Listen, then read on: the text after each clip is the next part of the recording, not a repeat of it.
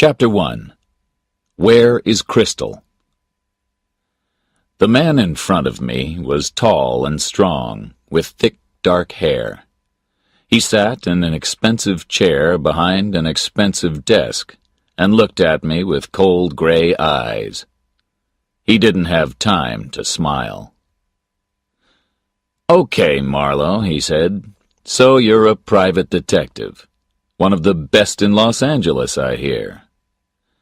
I have a job for you. I want you to find my wife. Think you can do that?" I sat back in my chair and lit a cigarette slowly. "Yes, Mr. Kingsley," I said. "I think I can do that." "How much?" $25 a day, half a dollar a mile for my car, and $100 in my hand now before I do anything." He looked at me, and I looked back at him and waited. Then he smiled. "Okay, Marlowe, you've got the job. But don't talk about it to the police. I have an important job here." He looked round his quiet, expensive office. The hot July sun didn't get into this room. "I want to stay in this job, and I can't have any trouble with the police." "Is your wife in trouble?" I asked. "I don't know. Perhaps. She sometimes does very stupid things, and she has dangerous friends." He gave me a drink and told me the story. "I have a house in the mountains, near Puma Point. Crystal went up there in May. She often meets her men friends up there." He looked at me. "She has a lot of men friends. You understand? But there was an important dinner down here on June 12th, and Crystal didn't come back for it." "So what did you do?" "Nothing. Because of this." He gave me a letter, and I read it. El Paso, 14th June. "I'm leaving you and going to Mexico. I'm going to marry Chris Lavery. Good luck and goodbye, Crystal." "I wasn't very unhappy about that," Kingsley said. "She can have him, and he can have her." Then, 2 weeks later, I heard from the Prescott Hotel in San Bernardino. Crystal's car was there, and they wanted money for it. But yesterday I met Lavery, here in town. He didn't know anything about Crystal, and he last saw her 2 months ago. So where is she? What happened to her? I thought about it for a minute or two, and then I asked him some questions. We talked for about half an hour. Kingsley gave me a photo of his wife with Chris Lavery. It was a good picture of Lavery, but not very good of the lady. I finished my drink and stood up. "Okay, Mr. Kingsley, I'm going to talk to Lavery, and then go up to your house in the mountains." "My house is at Little Fawn Lake," he told me. "A man works for me up there. Bill Chess is his name. And the girl at the telephone desk outside can help you. She knows a lot of my wife's friends. Talk to her. And you can phone me any time, day or night." Outside Kingsley's office, I looked at the girl at the telephone desk. She was small and pretty, with short red hair and blue eyes. I like redheads. I gave her my best smile. "Hi, Blue Eyes," I said. "Your boss says you know a lot of people. Tell me about Chris Lavery." "Chris Lavery? What do you want to know?" "Anything. Do you like him?" "Well," she said, "he has a beautiful body." "And all the girls like a man with a beautiful body, eh?" She laughed. "Perhaps. But I know nicer men than Chris Lavery. He knows too many women." We talked for about 10 minutes. Kingsley was right. Redhead knew a lot of people, and she liked talking. Perhaps her job wasn't very interesting. I sat on her desk and listened, and smiled into her blue eyes. She smiled back. Then I stood up. Well, I must go. See you again, Blue Eyes. Redhead laughed happily. Any time, Mr. Marlowe. I started with Lavery. He was at home at 623 Altair Street, down in Bay City. He didn't want to talk to me, but nobody wants to talk to private detectives. No, he told me angrily. I didn't go to El Paso with Crystal Kingsley. Okay, so we sleep together, but I don't want to marry her. She's very rich, and money is nice, but Crystal's a difficult lady. I last saw her about 2 months ago. I sat and watched him. So why did she write that letter from El Paso? Dunno. She likes playing games. Stupid games. It wasn't a very good story, and he knew it. I asked him some more questions, but his story stayed the same. I went out and sat in my car outside his house. I thought about Lavery. Perhaps he went away with Mrs. Kingsley, and then they had a fight. But where did Mrs. Kingsley go after that? A big black Cadillac drove up and stopped at the house across the street. A thin man with a black doctor's bag got out and went into the house. I looked at the name on the door. Dr. Albert S. Almore. Doctors know a lot about people. Perhaps this one knew Lavery. I saw Dr. Almore at the window. He watched me carefully, and his face was angry and afraid. Then he sat down and made a telephone call. But he watched me all the time. 5 minutes later, a green car came along and stopped at the doctor's house. The driver walked across the road to my car. "Waiting for somebody?" he asked. "I don't know," I said. "Am I?" "Don't get clever with me," he said coldly. "I'm Detective DeGarmo, Bay City Police. Why are you watching Dr. Almore's house?" I looked out of my car window at him. He was a big man with a square face and very blue eyes. "What's all this about?" I asked. "I don't know Dr. Almore, and I'm not interested in him. I'm visiting a friend. What's the doctor afraid of?" "I ask the questions, not you," he said. "Go on, get out of here. Move!" He walked away and went into Dr. Almore's house. Back in Los Angeles, I phoned Mr. Kingsley and asked him about Dr. Albert S. Almore. "I don't know him, but he was Crystal's doctor for a time," he told me. "His wife died 1.5 years ago. She killed herself. It was very sad." I got into my car again and started for the mountains. Dr. Almore was afraid of something. But what? Chapter 2. The Lady in the Lake. I drove through the hot afternoon to San Bernardino, then up into the mountains. Past the village of Puma Point, I took the road up to Little Fawn Lake. The road was slow and difficult through the mountains, and soon there were no more houses or people. When I got to the lake, I stopped at the nearest house and got out. A man came out and walked across to me. He was a heavy man, not very tall, and he had a hard, city face. "Bill Chess?" I asked. "That's me." "I want to look at Mr. Kingsley's house," I said. "I have a letter for you from him." He read the letter carefully, and then I asked him some questions about the house. He was happy to talk to me. "I don't see many people up here," he said.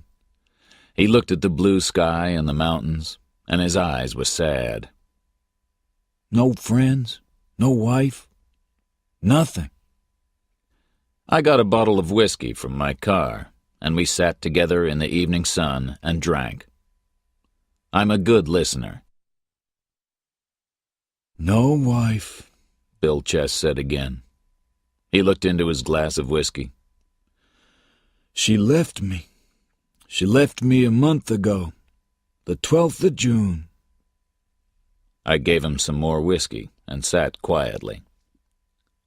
June 12th, the day when Mrs. Kingsley didn't go back to Los Angeles for the dinner. Tell me about it, I said quietly. He drank his whiskey quickly. It was not his first drink that day. I met Muriel a year and 3 months ago, he said slowly. We married 3 weeks later. I loved her a lot, but, well, I was stupid. Here I am. I've got a good job, a pretty little wife. So what do? He looked across the lake at the Kingsley's house. I get into bed with that Kingsley cat over there. Okay, she's as pretty as Muriel. The same long yellow hair, same eyes, same nice little body. But she's nothing to me. But Muriel knows all about it. So we had a fight, and that night she left me. I went out, and when I got home, there was a letter on the table. Goodbye, Bill, she says. I don't want to live with you after this. He finished his whiskey. I didn't see the Kingsley woman again. She went down the mountain that same night. And not a word from Muriel now for a month. He turned and looked at me. It's an old story, he said. But thanks for listening. I put the whiskey bottle back in the car, and together we walked round the lake to the Kingsley's house.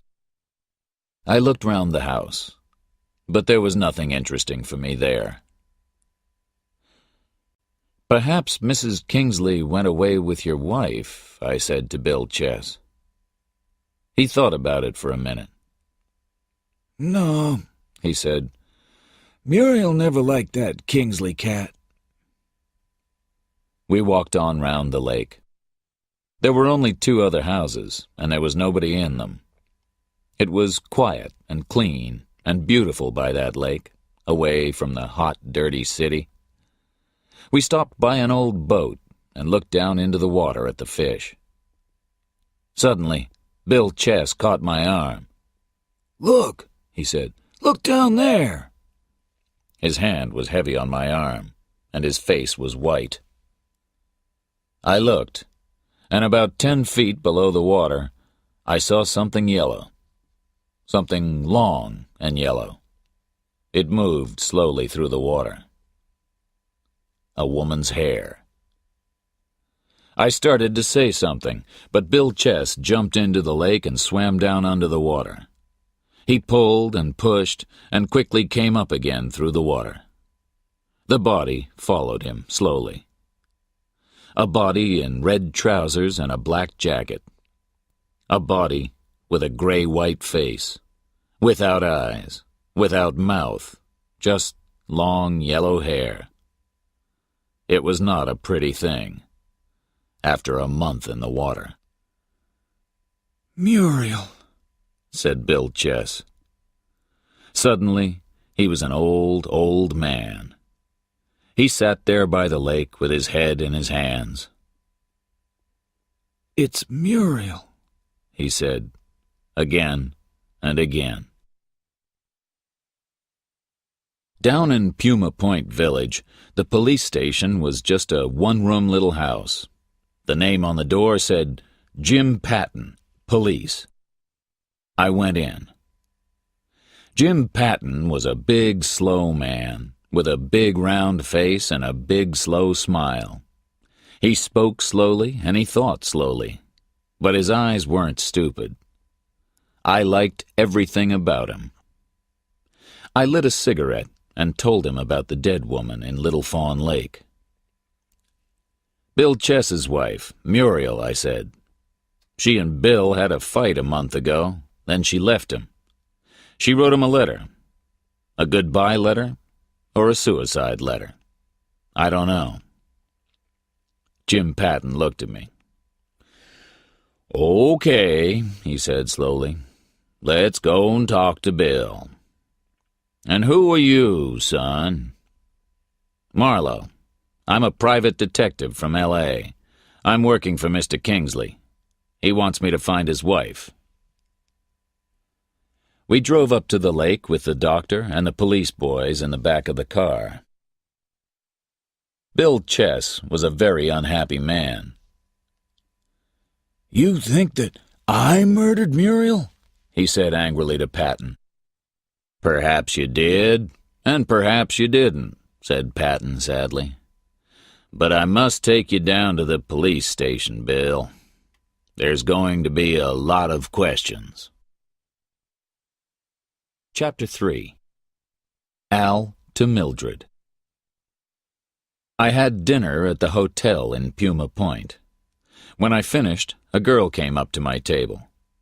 I didn't know her. She smiled at me. "Can I sit with you for a minute, Mr. Marlowe?" she asked. I got out my cigarettes.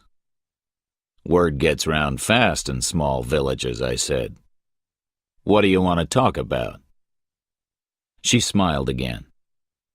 "About Bill Chess. Do you think he murdered Muriel?" "I don't know.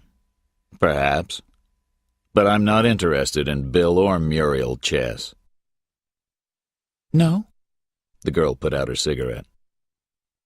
"Listen to this, then. There was a Los Angeles policeman, DeSoto, up here about 6 weeks ago. Big man with a square face. Said he wanted to find a woman with the name Mildred Haviland. He had a photograph with him. We thought the photo was Muriel Chess. Okay, the hair was red-brown, but a woman can easily change the color of her hair. Nobody here liked this DeSoto, so we didn't tell him anything. What do you think about that?" I lit another cigarette. "But I don't know a Mildred Haviland, and I never heard of Muriel Chess before today." "Bill Chess isn't a bad man," she said quietly. "We like him, and we don't think he's a murderer." When she left, I found a telephone and called DeRace Kingsley. His answers to my questions didn't help. No, he didn't know Muriel Chess very well. Yes, his wife was friendly with Muriel. No, he didn't know a woman called Mildred Haviland. It was dark when I got back to Bill Chess's house by Little Fawn Lake. I went in quietly through a back window and looked round the house very carefully. Why was I interested in Bill Chess's wife? I didn't know, but she knew Mrs. Kingsley.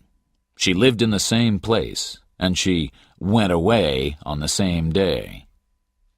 Perhaps that was important, and perhaps it wasn't. In the kitchen, I looked in all the cupboards and through the tins of food, and in the tin of sugar, I found a small, very pretty watch inside some paper. On the back of the watch, there were some words. Al to Mildred, with all my love. Al to Mildred. Al somebody to Mildred Haviland. Mildred Haviland was Muriel Chess. Muriel Chess was dead. 2 weeks after a policeman called DeSoto came to Puma Point with her photograph. I stood there and thought about it. Mrs. Kingsley didn't come into this story. I drove back down to Puma Point and went into Jim Patton's office. I put the little watch on his desk. I looked round Bill Chess's house, I said, and I found this in a tin of sugar. Jim Patton looked at me sadly. Are you going to give me trouble, son? I looked round the house and didn't find anything. But your eyes are younger than mine. He looked carefully at the little watch. So, what do you think about this? He asked me. I don't think Bill Chess murdered his wife. I don't think he knew she had another name. But somebody from her past looked for her and found her, with a new name and a new husband. He didn't like that, and so he murdered her. Jim Patton thought about it. He said slowly. I like it. The story begins well, but how does it finish? Ask me tomorrow, I said. Jim Patton laughed. You city detectives are too fast for us slow mountain people. Good night, son. At about 11 that night, I drove into San Bernardino and found the Prescott Hotel. The garage boy was happy to talk to me, when he had some of my dollars in his dirty hand. He looked at the photo of Crystal Kingsley and Chris Lavery. Yeah, I remember the man, he said. He came up to the woman at the hotel desk, but this photo's not very good of the woman. A woman with the name Mrs. Kingsley left her car here on the evening of June the 12th and took a taxi to the station that night with the man. She wore a black and white dress with a black and white hat, and she was small and pretty with long yellow hair. Perhaps she was the woman in this photo, but I don't know. I thanked him and gave him $2 more for luck. It was too hot in San Bernardino, so I got back in my car and drove home to Hollywood. I got in at 2:45 in the morning. I had a bath, went to bed, and slept well. Chapter 4. A Pretty Lady's Gun. In the morning, I drank a lot of black coffee and made some phone calls. A good friend of mine worked in the city police offices.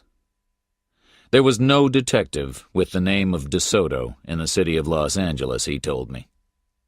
I phoned Kingsley's office, said hello to Redhead, and then told Kingsley about Lavery and the Prescott Hotel.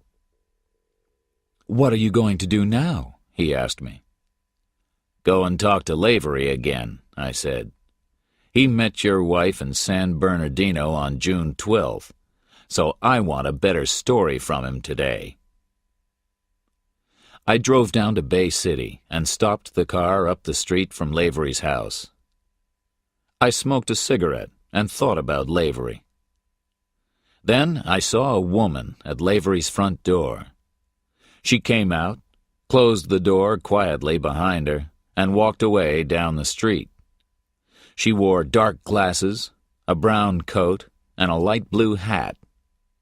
I didn't see her face, but her hair was dark brown, and she had very nice legs. I like legs. I watched them all down the street. Lavery's front door was shut, but I gave it a little push with my finger, and it opened. I went in and called his name, but there was no answer. I walked round the house and had a look in his bedroom. There was a very big bed in there, but Lavery wasn't in it. I looked into some of the cupboards, shoes, jackets, shirts, trousers, and a woman's dress. An expensive black and white dress, with a nice little black and white hat. I closed the cupboard quietly and opened another door at the back of the room. Inside was a bathroom, and Lavery was at home. He was in the bath, and he was very, very dead. There was a gun on the floor, a small, pretty lady's gun, but it can kill as well as any other gun. I looked round the bathroom. There wasn't a fight. Lavery knew his killer. She opened the door, came in, and shot him 3 or 4 times. not Lavery's lucky day. I took the little gun with me and went out to my car. The street was quiet and sunny. No police cars, no policemen. Only Marlowe, finding another dead body. Murder-a-day Marlowe, they call him. I got into my car and drove away from there, fast. In his quiet, expensive office, DeRace Kingsley listened to me with a white face. "Did your wife have a gun?" I asked. Yes. "Is this it?" I showed him the gun from the floor in Lavery's bathroom. He looked at it, and then at me. I don't know. Perhaps. But Crystal isn't a murderer. She didn't kill Lavery. "Why not? The police are going to think she did. She was with Lavery in San Bernardino. They didn't go to Mexico. Then perhaps one day she sees him with another woman, so she gets angry and goes round to his house. She leaves the gun on the floor, her dress in the cupboard. The police are going to love it." I stood up and looked down at him. "I must take the gun back now and call the police. I can't cover up a murder." Kingsley said nothing and put his head in his hands. Then he looked up at me. "Listen, Marlowe," he said quietly.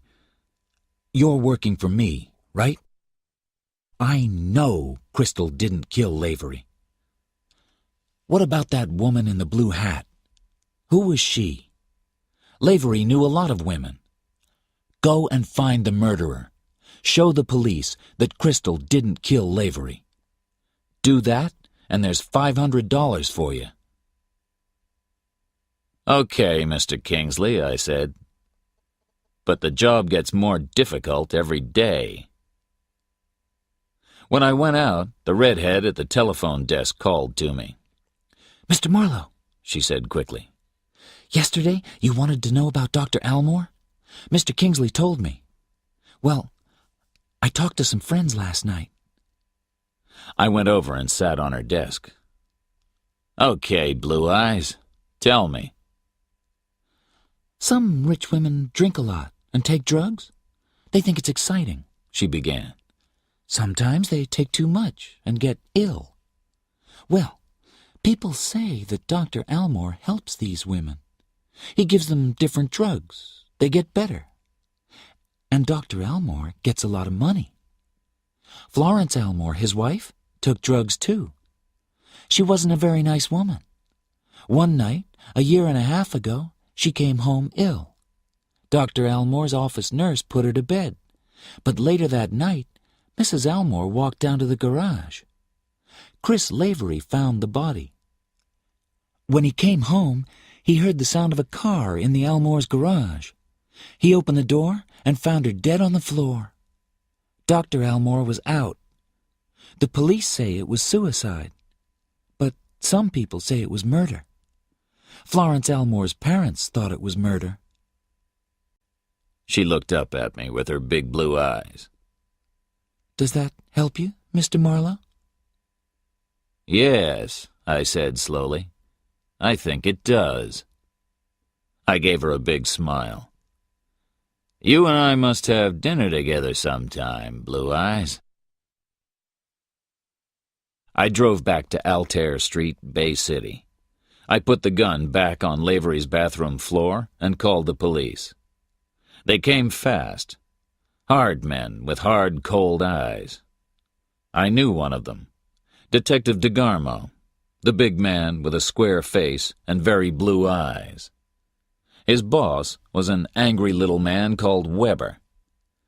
I sat in one of Lavery's chairs and answered their questions.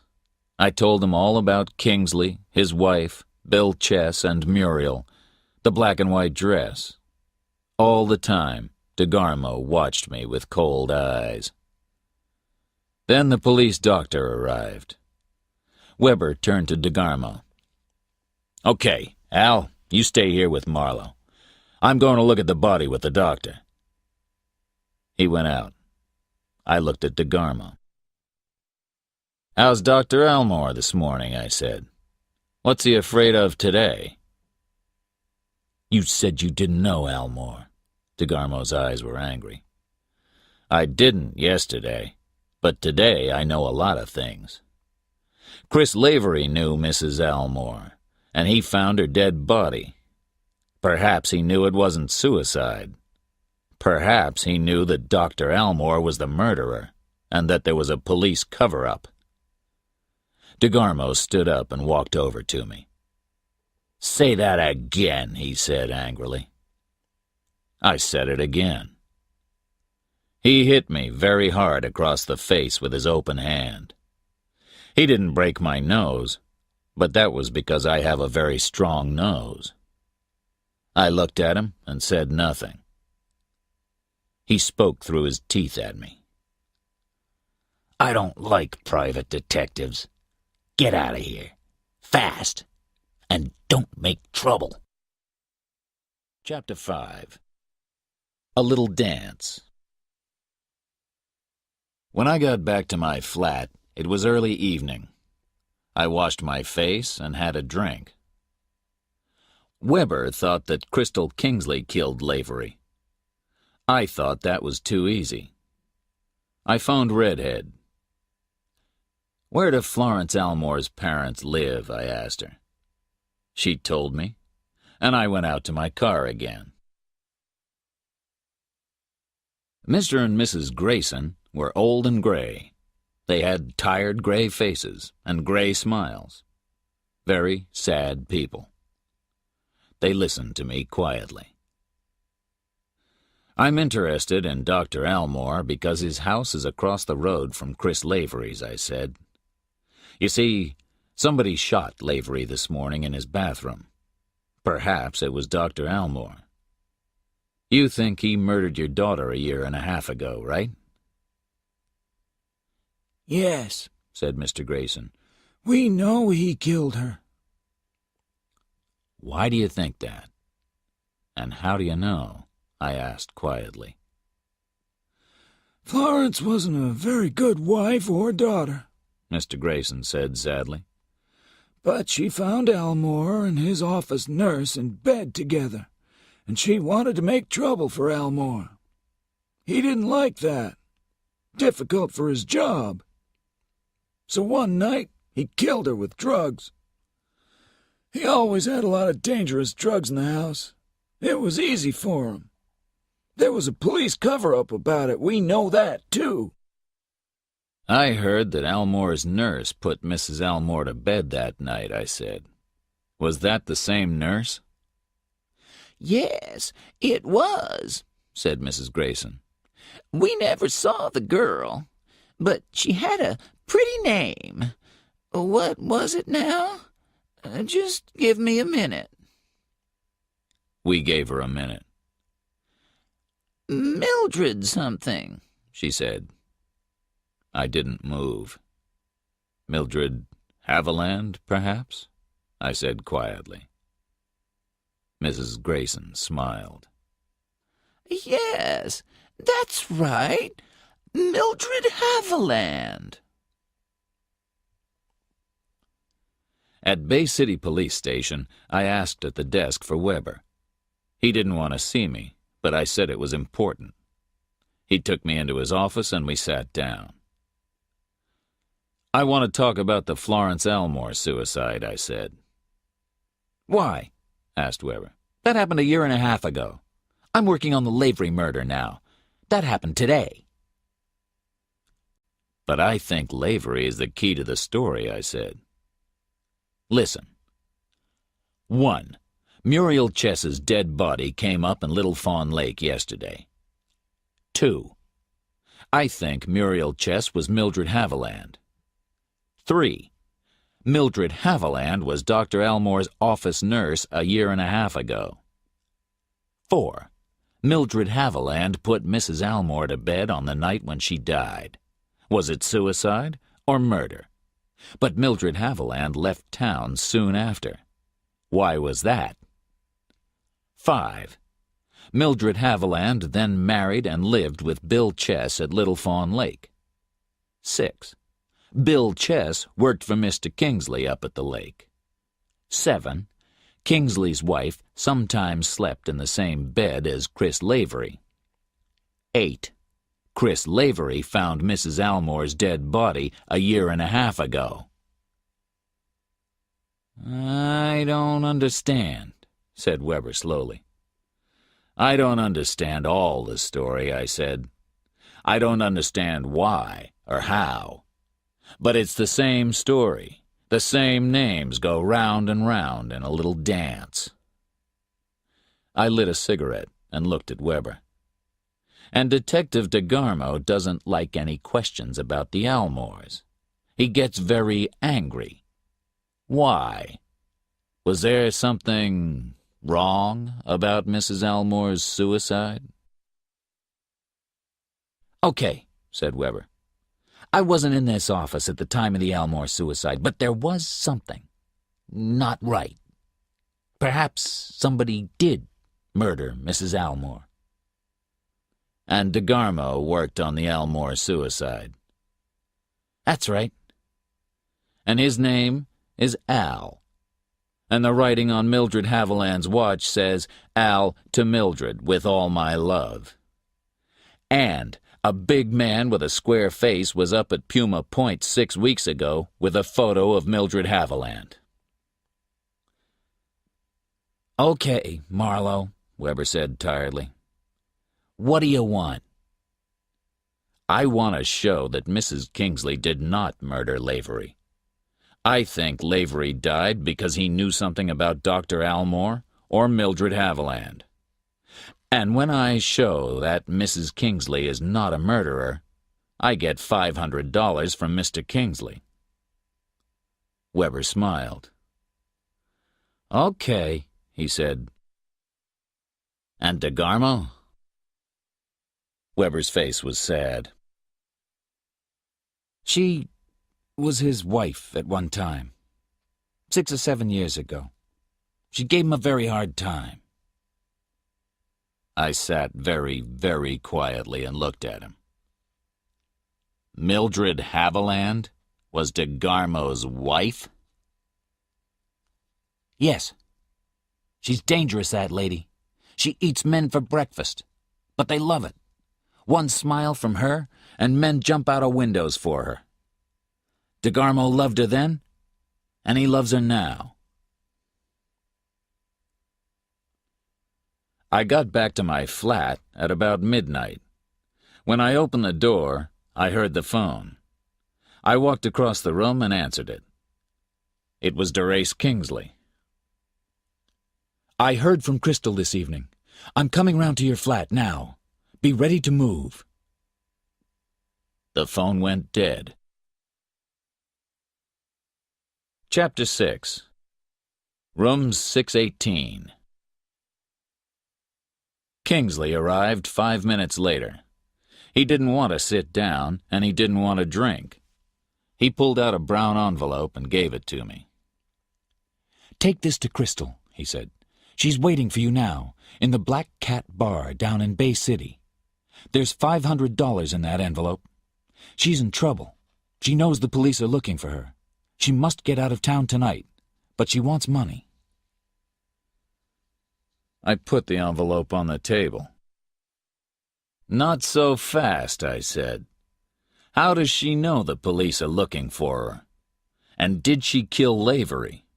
I'm not going to help a murderer." Kingsley's eyes were very unhappy. "I know that's difficult for you," he said quietly. "But what can I do? Perhaps she killed Lavery. Perhaps she didn't. I didn't speak to her on the phone. The girl in my office took the call. Crystal didn't want to talk to me, and I didn't want to talk to her. I don't want to see her again.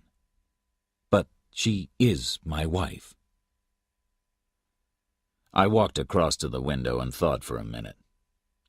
"Okay," I said. "I'm going. I want to hear her story. But I give murderers to the police, okay?" Now, how is she going to know me? Kingsley smiled for the first time. Thanks, Marlowe, he said.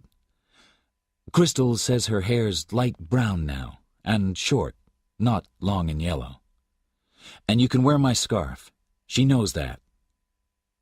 He took it off and gave it to me. It was green and yellow and red. The colors hit me in the eye. At 1:15 in the morning, the Black Cat Bar was quiet. Only 5 or 6 people were at the tables. By the door was a small woman with light brown hair. She wore a yellow dress and a short gray coat.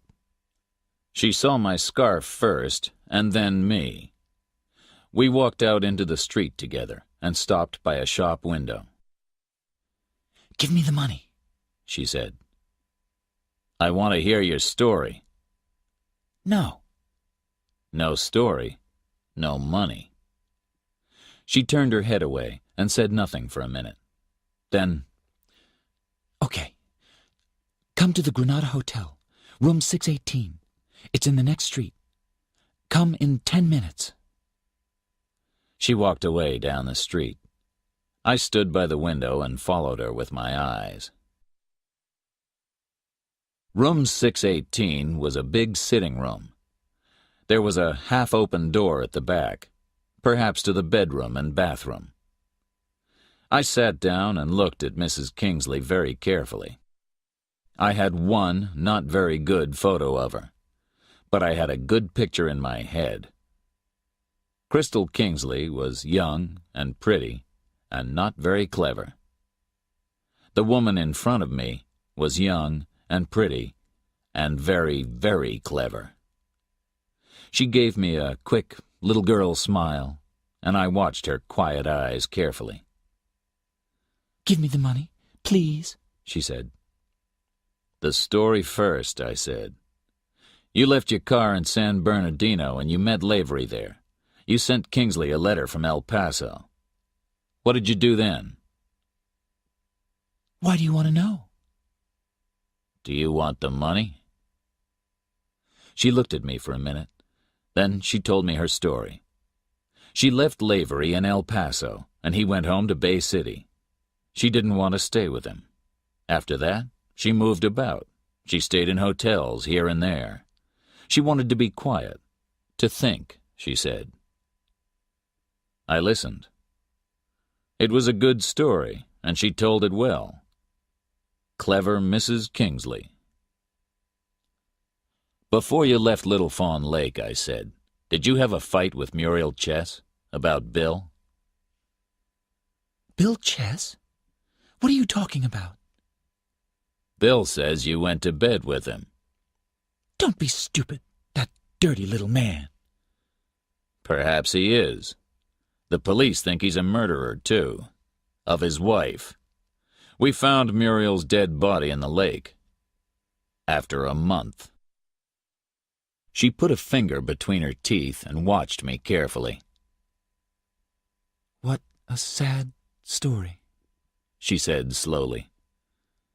But Muriel Chess was Mildred Haviland, and Mildred Haviland was Dr. Almore's office nurse. And Lavery lives across the road from Dr. Almore. So you understand that I wanted to talk to you. I can't help you about Muriel. No, I said. Oh, well, here's the money from Kingsley. I gave her the envelope and sat down again. I watched her eyes and said quietly, That was a very pretty blue hat. Your hair was a darker brown this morning, but those nice legs are the same. I always remember a woman's legs. I don't think you saw me in my car outside Lavery's house this morning. She went very quiet. So, you think I shot Chris Lavery? She said slowly. I don't think it. I know it. What are you going to do now? Give you to the police. Suddenly, there was a gun in her hand, and she laughed. Not a nice laugh. "Stand up," she said. I stood up and gave her a weak smile. Detective meets murderer, and murderer shoots detective, is that it? I asked. But you're not very good with guns. You're standing too near me. She didn't like that, and her eyes moved angrily. I hit her gun hand hard and kicked her feet at the same time. The gun hit the floor, and I caught her arms behind her back. She was strong and fought and kicked. Suddenly, I heard a new sound, but I had no time to look. I knew that there was a man behind me and that he was a big man. Then something hit me on the back of the head, and everything went black. Chapter 7. Little Fawn Lake. When I opened my eyes, I was on my back on the floor. I sat up slowly, and my head went round and round. I closed my eyes again and waited. After 2 or 3 minutes, I opened them and began to stand up. It took me a long time. Suddenly, I was an old man of 95. And where was I? I remembered a girl with light brown hair and quiet eyes. I looked round the room. She was on the floor by the door to the bedroom. Her eyes were open, but she didn't see me. She didn't see anything, and she didn't say anything. There was a long kitchen knife in her throat, and the light brown hair and the yellow dress were all red. Murder-a-day Marlowe, I thought. This was my 3rd dead body, and I wasn't happy about it. You can find 1 murdered body, or perhaps 2, and walk away. But when you find 3 bodies in 2 days, the police start to get very interested in you. The hotel was very quiet, but suddenly I heard sounds of cars in the street. I went to the window and looked out carefully. Police cars. A lot of them. They stopped outside the hotel. Quickly, I found my coat, Kingsley's scarf, and the envelope of money. I left the room fast and went down at the back of the building. I found the door to the garage under the hotel, opened it quietly, and went through. I began to run to my car, but a big hand came out of the dark and caught my arm. And somebody said quietly into my ear, "Let's take a walk, Marlowe." I looked round, into the very blue eyes of Detective DeGarmo. We drove away from the hotel, and then stopped and talked in my car. DeGarmo was in trouble with his boss, Weber, and he didn't want Weber to find me. "What happened, Marlowe? There's a dead woman up in room 618. Somebody called the police 10 minutes ago." I lit a cigarette and told him my story. About the call to Kingsley, my meeting with Mrs. Kingsley, the man in the room, the hit on my head. He looked at me carefully. "Did you see this man?" "No. He was a big man, but I didn't see his face. This yellow and green scarf was on the floor." I showed it to DeGarmo. "I saw it on Kingsley earlier this evening. Perhaps Kingsley killed her. She made a lot of trouble for him." I watched his face. He thought about it for a minute. "Okay, I'm interested," he said. He looked at me. "I want to find this murderer before Weber finds him, and then perhaps I can get out of trouble. Let's go and talk to Kingsley, eh? Where does he live?" But Kingsley was not at home. We found a phone and I called Redhead, but she didn't know.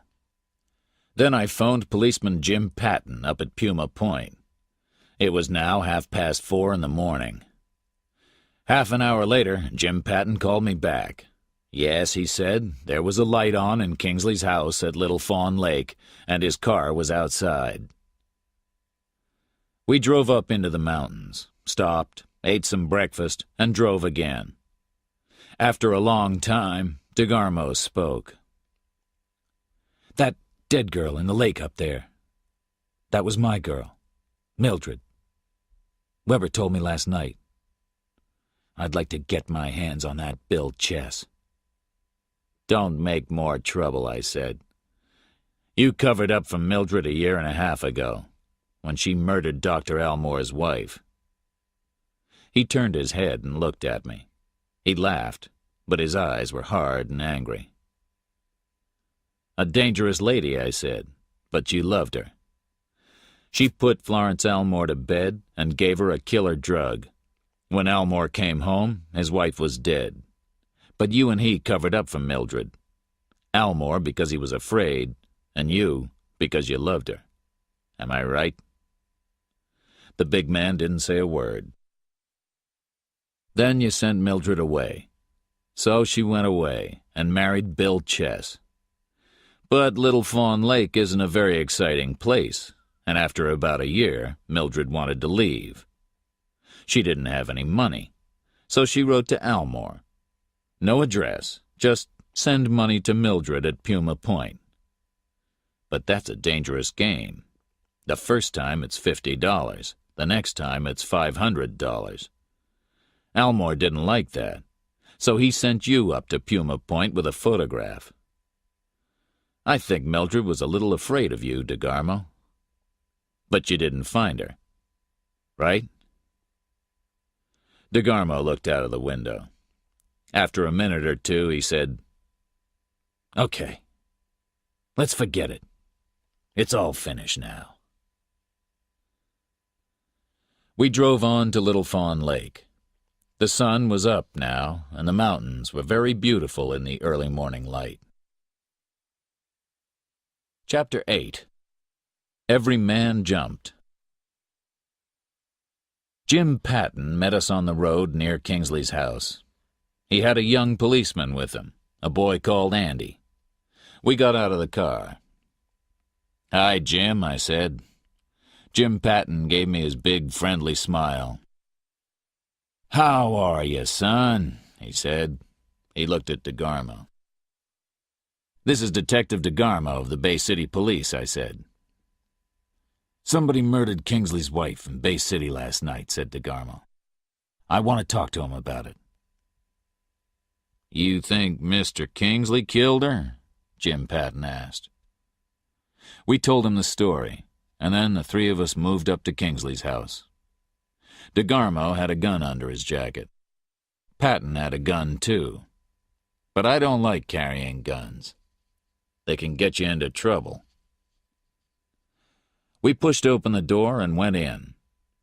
Kingsley was in a chair, his eyes closed, and a whiskey bottle on the table next to him. His face was tired and gray. DeGarmo spoke first. "Your wife's dead, Kingsley, and you left your scarf behind in room 618. That was stupid." He turned to me. "Show him the scarf," he said. I got out the yellow, green, and red scarf and put it on a table. Kingsley looked at it, then at me, then at DeGarmo. "I don't understand," he said. "That's my scarf, but Marlowe wore it when he went down to Bay City. My wife didn't know him, and—" DeGarmo made an angry sound and turned to me. "You didn't tell me that," he said quickly.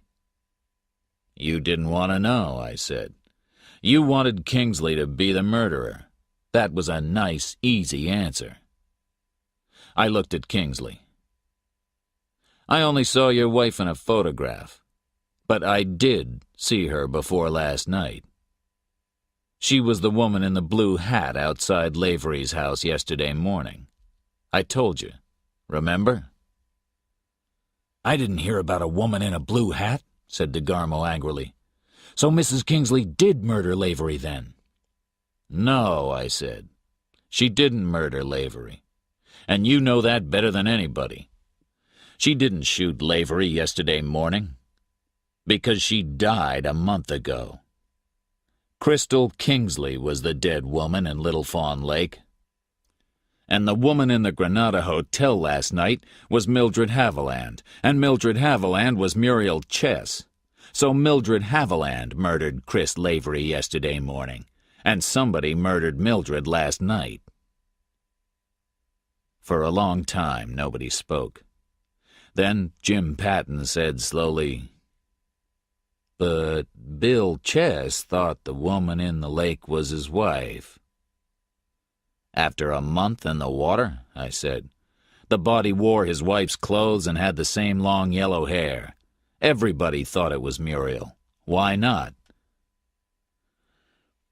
"Finish the story, son," Jim Patton said. He watched DeGarmo all the time. He didn't look at Kingsley. So I told them. They all listened to me very carefully. DeGarmo's face was white, and his eyes were hard and cold. I told them about Florence Elmore's murder a year and a half ago, and about the police cover-up. "Mildred was a very dangerous lady," I said. "After the first murder, the next murder is easy. She wanted to leave Little Fawn Lake, and she wanted money. Elmore didn't give her any money. But Crystal Kingsley was rich, and Mildred found her in bed with her man, Bill. Mildred didn't like that. So she murdered Mrs. Kingsley and put her body in the lake. Then she pretended to be Mrs. Kingsley. She took her money, her clothes, and her car and went down to San Bernardino. There she met trouble. Chris Lavery. Lavery knew that she was Muriel Chess and not Crystal Kingsley. But Mildred was a clever girl. When she said jump, every man jumped for her. So she took Lavery away with her and wrote to Kingsley from El Paso. I stopped. Nobody said anything. Nobody moved. Kingsley looked at the floor, Patton looked at DeGarmo, and DeGarmo looked at nothing. I lit a cigarette. But then Lavery went home to Bay City. She stayed near him because he was dangerous to her. He knew that she wasn't Crystal Kingsley. Then I began to ask questions about Mrs. Kingsley, and that was the finish for Lavery. Mildred went down to his house and shot him in the bathroom. I stopped again, and Patton said slowly, "So who killed Mildred, son? Do we know that, too?" The room was very quiet. "Let's say that it was a very unhappy man. He loved Mildred. He helped her many times, but it wasn't easy for him. He wanted to stop the murders. 3 were too many. But he didn't want everybody to know her story. Let's say it was DeGarmo." DeGarmo moved away from the window, and his gun was in his hand. "That's a very interesting story, Marlowe." He smiled, but not with his eyes. "How did I find her, then?" "I think Elmore saw her outside Lavery's house one day. He told you, then you followed her to the Granada Hotel. Easy for a detective." "Yeah," DeGarmo said. He began to move to the door. "Well, I'm leaving now, and no fat old policeman is going to stop me." "Don't do it, son," Jim Patton said to him quietly. DeGarmo laughed and looked at the gun in his right hand. Patton didn't move, but his gun spoke for him, and DeGarmo's gun flew out of his hand and hit the floor. DeGarmo turned and ran to the door. We went to the window and watched. "I can't shoot a man in the back," Patton said sadly. "He's going to take Andy's car, but he can't get out of these mountains. We can stop all the roads." DeGarmo ran to Andy's car, got in, and drove away fast. I turned and looked at Kingsley. He stood up, got a new bottle of whiskey from the cupboard, went into the bedroom, and closed the door. Patton and I went quietly out of the house. We drove down to Puma Point. On the road outside the village, there were some cars and a lot of people. We stopped and got out. A man came over to us. "There's a car down there, Jim," he said. "The man drove too fast and went off the road down the mountain. They're pulling him out now." We went and looked. 100 feet down the mountain was Andy's little red car. The men down there carefully pulled something big and heavy out of the car. It was the dead body of a man.